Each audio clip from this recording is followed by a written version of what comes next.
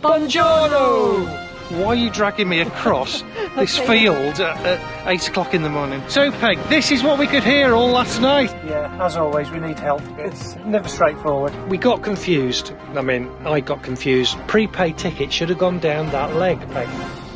The leg, Peg. We didn't know where we were going. We could have ended up in Malta. Where are we, Peg? We're in Arbellobella. Arbellobella. Peg doesn't know where we are. It's all a bit of an adventure. It was an adventure. It's literally a hop, skip and a jump. A hop, skip and a jump. A hop, skip and a jump.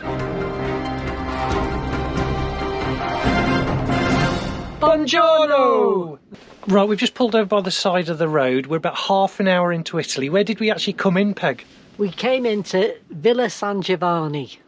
Okay, and we're now near to a place called Palmi, P-L-M-I, probably not pronounced correctly. Yeah, not Palmerston North. Not Palm, no. Not that Palmy. No.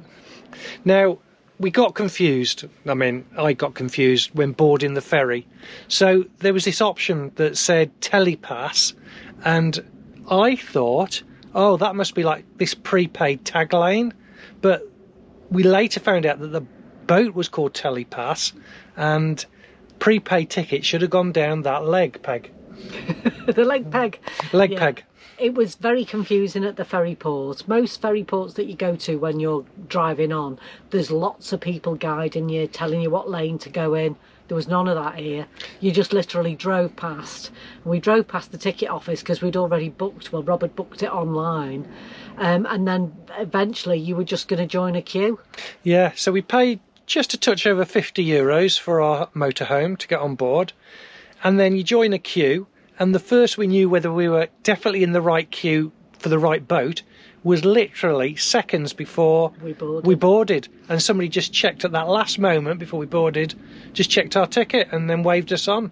So we didn't know where we were going. We could have ended up in Malta or that's it. We didn't know whether we were on the right boat, whether we were going to be on the right boat. It's all a bit of an adventure. It was an adventure. Now, once we were on board, things went pretty smoothly, Peg. It only takes 20 minutes. It's literally a hop, skip and a jump. A hop, skip and a jump. A hop, skip and a jump. That's what I always say. It's only 20 minutes and it's very buzzy as well, isn't it? Loads of people on it. It was quite an interesting ferry. So we were off, upstairs, cup of coffee, back downstairs and off. Now, the other thing I think it's worth mentioning, that we've been surprised about the amount of litter that we've seen in Italy. Every single place that we've stopped, every parking place that we've stopped off at has been just full of litter. The first time I thought, it must be foxes or something's got in and just destroyed all the litter, destroyed the bags, and the litter's just everywhere. But every single place we've been to has been full of litter. And we're talking there's a lot of litter, not just a small amount, it's just everywhere. Yeah. An abundance of it. So, nobody seems to come around and clear it up. No. It's not great in that respect. I have seen people throwing litter on the floor as well. Yeah, out car windows, that kind of thing. So that's a real shame because the place is so beautiful. It's so beautiful. You think it'd be nice if it was respected a little bit more. So that aside, we're on our way now to a very basic campsite. It's a sosta, so that basically means it's a car park. It's a car park for the night, because our plan tomorrow, Peg has identified a tree she'd like to visit. Yeah. So this is in Giovanni, Peg? Ginosa. So, not far away. The Thinking Tree of Puglia. So now onwards and upwards to our sosta, Peg.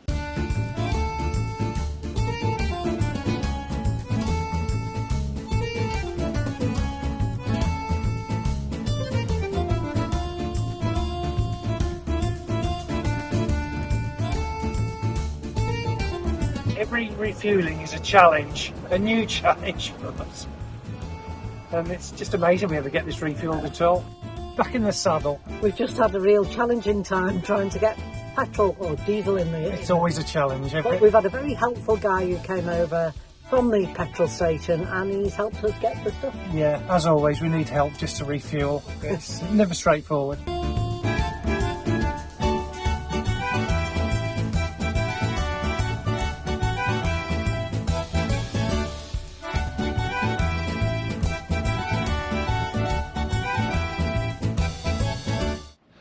So last night we turned up at the Soster at 5 p.m. There was nobody around, a couple of vans in there, but we weren't able to park in there because the barrier was down. So we went in the ample car park right next door. Didn't need services, so we ended up spending the night for nothing. Fantastic. Anyway, not only that, we were right by the sea, so we thought we'd come for a little walk before we head off this morning and just see what the sea's like. Actually, the promenade's really impressive. It seems to go on for miles. And then just through here, we've got the sea. I think we've missed the sunrise this morning, Peg. No, I think we're up before it. Are we? Oh, Buongiorno. Wow. Buongiorno, buongiorno. We're up before the sunrise. It's official. So, Peg, this is what we could hear all last night. Yeah, we could hear it. It's really rough seas here. It's quite exciting. I like it when it's all a bit tempestuous.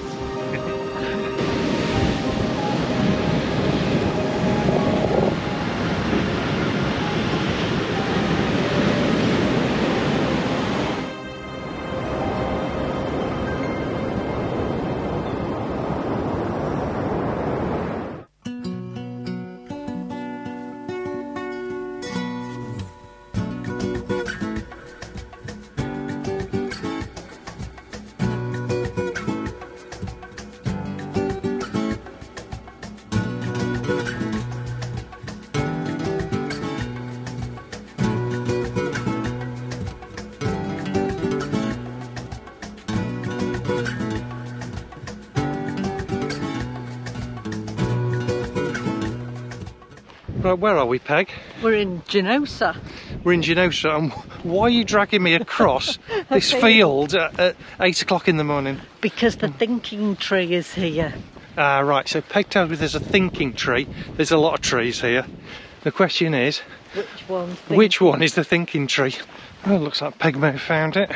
This tree looks like it's come straight out of Lord of the Rings, but it's actually an ancient olive tree, and it's referred to as the thinking tree, and it stands in the middle of a field, and it's believed to be at least 1,500 years old, but it could be as ancient as 4,000 years old, according to some studies.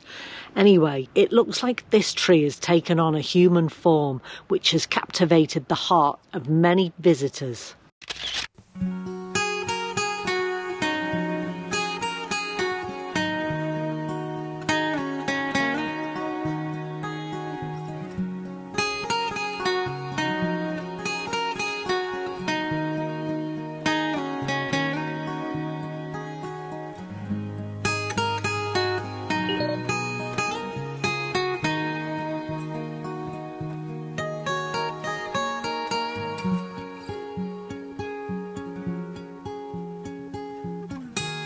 Right, Peg, just been to the bread shop, a 4-minute walk from our campsite. What have we got here?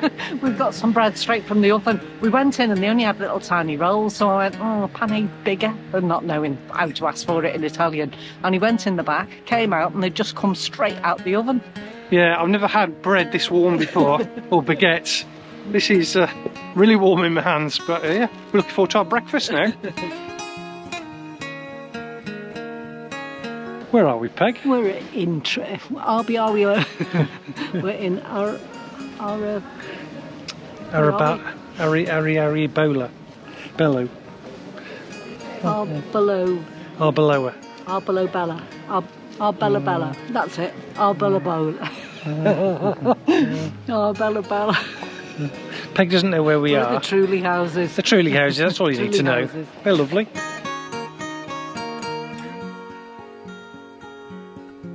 Right, Alberobello. Peg? Alberobello. I've been trying to say it earlier. Alberobello. I was like Alberobello. This is the smallest one. Yeah, the smallest one. So this is the smallest. What do you call it? Trulli. Trullo. Trullo. Trullo. One trullo. Trullo. Many trulli. Ah, right. Okay. So this is the smallest trullo in Alberobello. Wow! Fantastic. So the collective noun for more than one It's Trulli. It's Trulli. Trulli. What a beautiful place Arbellobello is. This is a UNESCO World Heritage Site of special interest due to its distinctive cone-shaped Trulli houses. They've been built this way since the mid-14th century.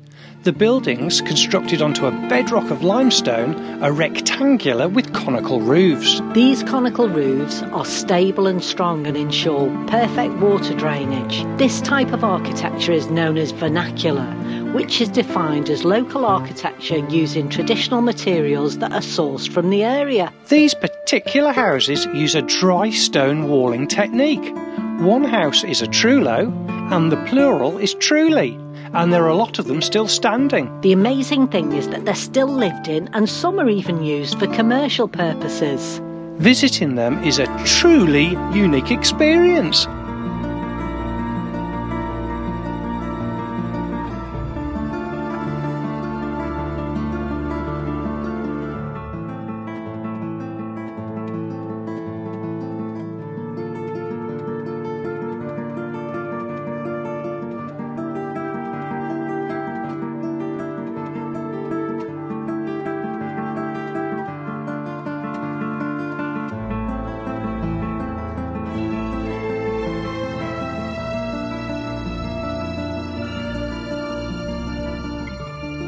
If you liked the video, please hit the thumbs up. And if you really liked it, subscribe.